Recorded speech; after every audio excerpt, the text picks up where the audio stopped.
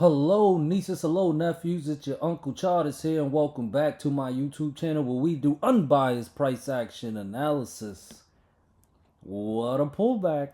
Look at that big body of red candle right there. Nice, beautiful pullback. Uncle Charles mentioned to everybody. I even wrote it on the Discord. Can't get bearish. Can't get bearish unless bears show some sign of strength, which starts by breaking down 606.4 and 605. Look at this beauty. It was beautiful. Price action 101. No crystal balls needed. Broke it down right here. You guys can see. Broke it down. 606.4. That's that red line right there. I'll change it to yellow. But yep.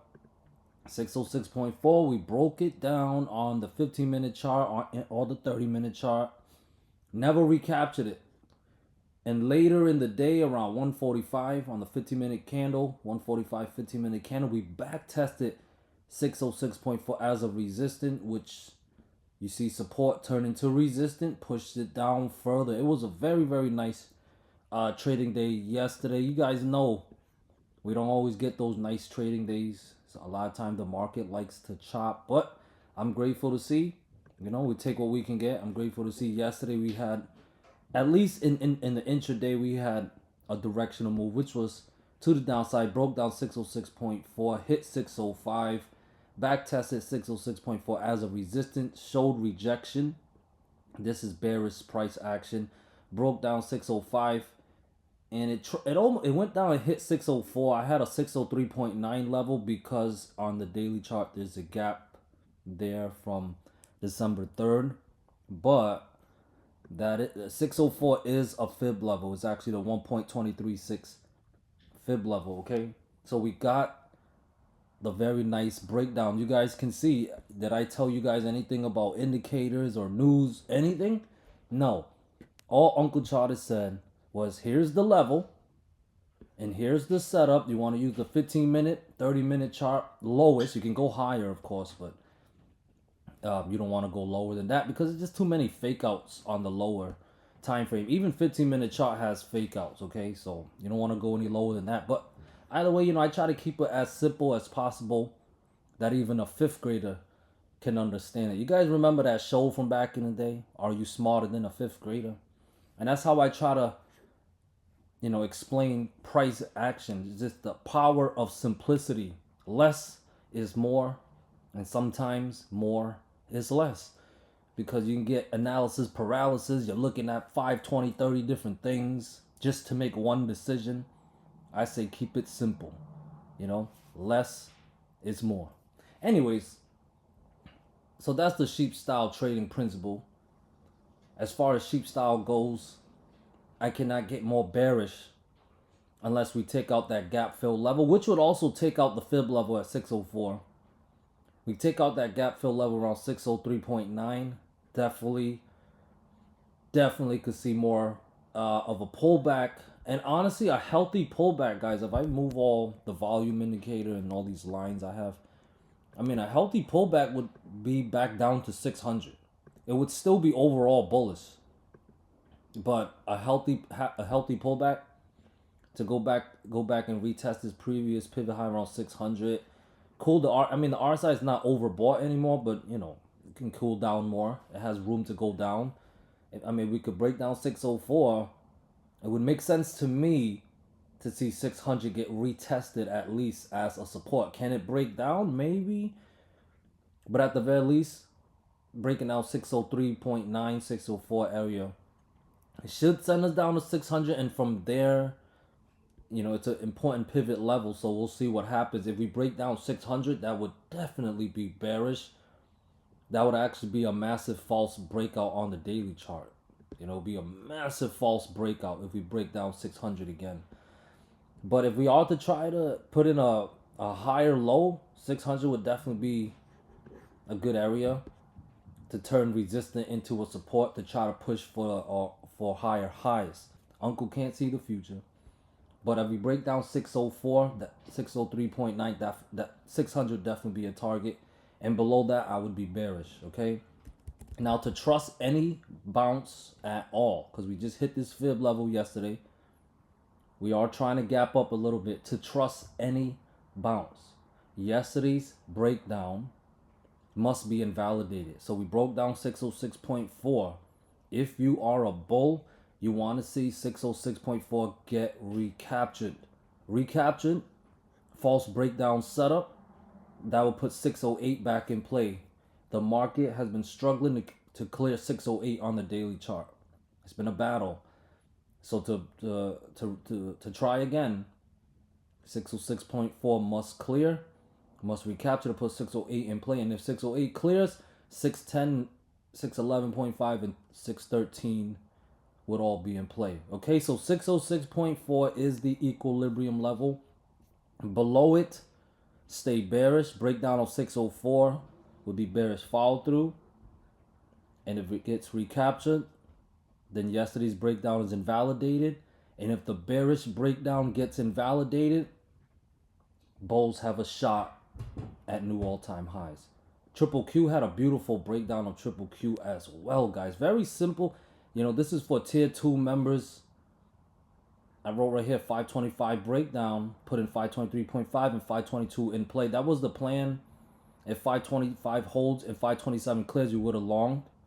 And if 525 failed, we were looking to short. You guys can see on the 15-minute chart, we did not clear 527 or this area up here. Instead, we broke down 525, and it definitely led to more downside. Simplicity. You guys seeing what I'm trying to show you guys? Okay? Simplicity. Just price action trading. We go to the daily chart. Okay, nice big body red candle. Nice little pullback for Triple Q. Can there be more downside? Okay, next support is at 522. If it fails, 520 would be in play. And then 518.9, that's a fib level. 517 and 515 would be below. Okay, so I'll favor more downside if we can break down 522 and 520. Otherwise, if we do get a bounce, resistance are 523.5 and 525. Those levels must recapture to put 527 back in play with 530 above. Tesla. Now Tesla has a bearish counter attack candle here with the green candle closing right around where the red candle is closing. Now the way you trade these setups is it has to break down where the candles close, which is around 389ish. It also happens to be a fib level. Okay, so 389 is the equilibrium level. If you are bearish, okay, support is at 393, 391, and 389. Those levels must fail to get bearish in favor of pullback. 389 being the critical level, and that will put 383 or lower in play. I think we can head all the way back down to 377, and below 377, bears in control. Okay, now if more upside is the plan, and right now we are gapping up, so resistance are 396 and 397.5. If we head up higher, 394.5, 396, and 397.5. If those levels clear, despite what the RSI say, if those levels clear, 400 or higher is in play. 400, 404 or higher would be in play. NVDA with the nice gap. Now, this is after an evening star pattern. Now we're gapping down. We had a doji. If bulls want to turn things around, they need to gap up to turn things around here. They need to gap up. We got the decent body red candle followed by a gap down with a doji. They need to gap up above 140 or break above 140 to put 142, 143.5, and 145 in play. Bottoms possibly in above 145. But I can't get bullish or favor bounce unless we get above 144 and 142. Otherwise, if we finally break down 138 at 136.7, more downside incoming, down to 132 possibly, or lower. IWM, hey, they tried to break out this downtrend line. They tried to do a breakaway gap, but they failed. 239 breakdown remains intact. As long as as long as below 239, 237.5 and 236 our next target, and below 236 is very bearish. That's the next fib level with the gap fill at 234.5 as a target. If we are to turn things around and get bullish, 239 and 240.8 still must recapture. If those levels don't recapture, we're not bullish. If they do, then bulls have a shot at more upside. Speaking of bullish, Apple chopped for about 4 days, where it closed right around the same area for 4 days in a row, and then boom, big explosion yesterday.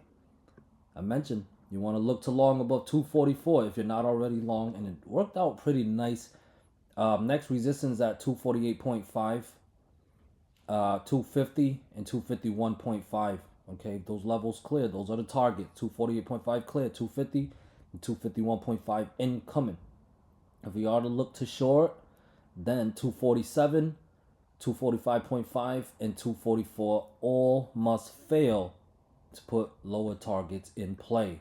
Amazon, is it finally time for more of a pullback? Well, fib level support at 226 must fail to put 224, 222, and 220 in play. Below 220, I would favor a back test of 216.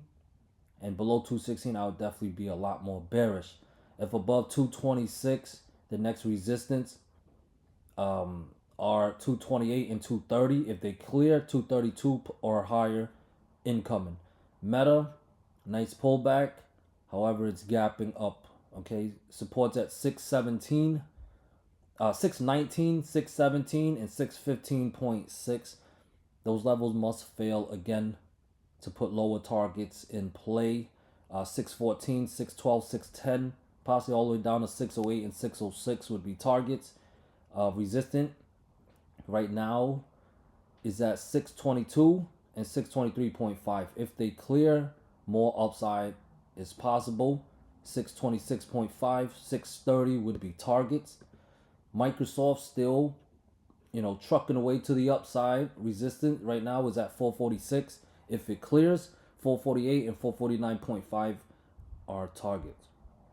If it's pullback time, then once again, support at 444 and 442 must fail to put 440 and 437.6 in play. Below 437.6, if that level fails, some type of top can be in. I'd be a lot more bearish. DXY is still working his way, trying to bounce. Maybe he's trying to give us a W pattern, but either way, if 106.5 recaptures, I'd definitely favor more upside back up to 107 plus. Okay, so if DXY can get bullish, maybe SPY will inverse it. Okay, otherwise support still at 106.1 and 105.6, and they must fail to give us more downside. Coin, back and forth action, but either way, this stock is so volatile. All you have to do is follow the price action, and there is money to be made. Holy moly, donut shop. So as of right now, I have support at 316, 314, and 312. If those levels fail, we could drop all the way down to 308 and 306.5 based on this uptrend line. And if it break down through 6.5, bears in control. It'll be breakdown mode. Okay, and if we get a bounce back to the upside, well, I have resistance at 320 and 322. If they clear, you want to look to long with 324, 325.5, 327, and 330 plus in play. DOGE is retesting this uptrend line. Loss of 40 cents. I will cut my loss. We long 40 cents.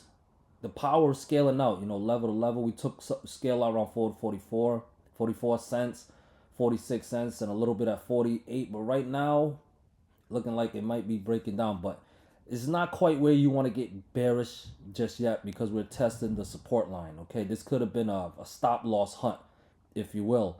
All right, so you want to give bulls the benefit of the doubt. Let them cook a little bit as long as they meet your criteria. The criteria is price must stay above 40 cents. All right, if price can stay above 40 cents, then the bulls have a shot at trying at a bounce. And if they can clear 42 cents, that's your confirmation. Like, hey, we bouncing, we going. And maybe on the next bounce, we can finally break through 48 cents because we tested a couple of times and rejected twice. So maybe we break out 48 cents. It's going to be very, very nasty against the bears. 50 cent plus incoming. But if this is not just a stop loss hunt and it's a real breakdown, then we need to see that 4, 6 or daily chart close below 40 cents. And for the RSI lovers, it's pretty oversold right now. So on the 6-hour chart at the very least. So let's see if it bounces. Trust the bounce at 42 cents clear. Otherwise, if 40 cents fail, we need to get that 4-hour, 6-hour chart close or daily chart close below. If we get it, I suggest cutting loss and waiting for the next setup. All right. Bitcoin still in consolidation mode as of right now. I can't fully get bearish unless we break down 93K and 90K. Otherwise, we could be consolidating to break back above 100K and 104K. It's going to be nasty. All right, guys, that's all I have for you guys this morning. I hope you guys enjoyed the video. Please give me a thumbs up. Subscribe if you didn't already. And help this channel grow so we can help more people learn about price action trading and how amazing it is. Bye!